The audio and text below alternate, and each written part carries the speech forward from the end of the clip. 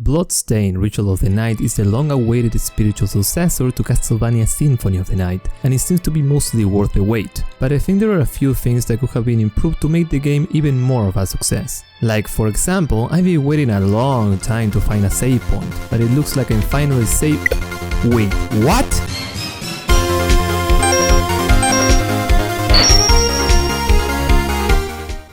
Even though some versions of the game release with bugs like random crashes, I'm not here to discuss them since I imagine they will be patched soon. They probably already have been by the time this video is released. I'm here to show what could be improved on this title, divided into quality of life improvements, outright changes, and nitpicks.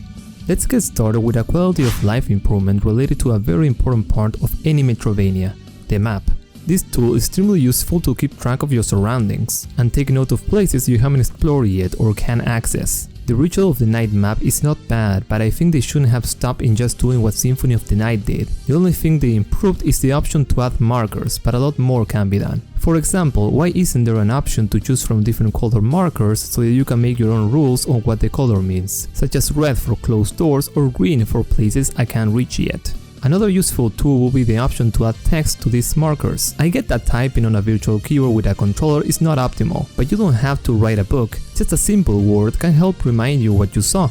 The second point I want to make is about a feature they added that I think is a really great idea. At a certain point in the game you get the shortcut ability, which allows you to save a preset of your shards and equipment at the time and return to it easily. Now in this game, when you defeat enemies, you sometimes get their shards or abilities. Since there are a lot of enemies, you can accumulate a lot of abilities, and you have to change between them frequently depending on which one you need. So this is a great addition. Except that the way this feature works makes it a pain to do that. This is because the quick access menu not only saves the shard set that you're currently using, but it also saves all the equipment you have on. So for example, if you make two saves with different shard sets and then a minute later get a cool new weapon and equip it, you know how to overwrite the two save slots you made. Otherwise, you will unequip your new weapon. Now rinse and repeat that every time you equip a new item. I think this feature would be best if it was only dedicated to shards. Just let this quick access menu show the shards that I favorite so that I can easily switch around them.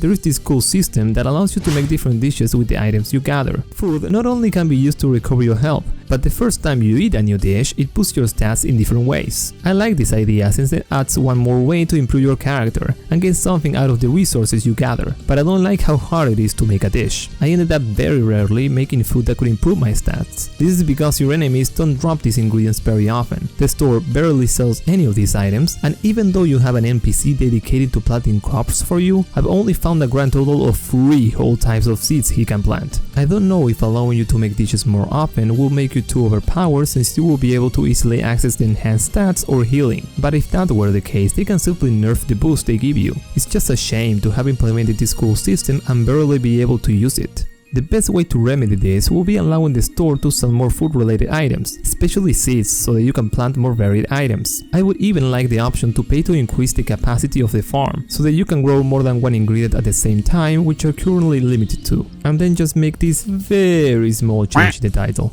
Now let's get started with the outright changes. First off, during your exploring, you frequently find these bookcases that can be used to read on lore or get tips for new skills. There are a few skills that are generic to a type of weapon such as swords, but most of them apply only to a specific and unique weapon. I like this implementation since it adds more options to the combat and makes your weapons more unique, but I don't really like how it's implemented. First, apart from the few generic skills, every time you find a new weapon you have to scan your vast library of notes to find if there is one that applies to this one, and if you do find one, using them exhausts your mana, which is already used for your free active shard abilities. To make it easier to find the skills for a weapon, each weapon should either come with the skill they have on the item description, or the skill should be added to the item description once you unlock it. And I would personally like if these skills did not consume mana, and instead use a cooldown system or a new resource like stamina, since currently you can't really use your full arsenal of abilities to make combat more varied if they all exhaust your very limited mana pool. Bonus points if they add an option to perform these skills without doing fighting game-like combos. I personally would prefer to just press a button for it or a direction and a button. Now later in the game, you get the ability to flip the world around, which can be used to reach high places. I get that this ability is clearly a nod to Symphony of the Night's inverted remember the castle, but I personally don't really like it. It is definitely a creative way to reach high places, but instead of receiving a skill that allows you to traverse the world smoothly through flight or something similar, you get this janky flip that stomps you on your track and disorients you. When I was fighting the boss that gives you this ability, I was thinking, I'm probably gonna get the ability to zip around using jets of energy. Awesome! Imagine my disappointment.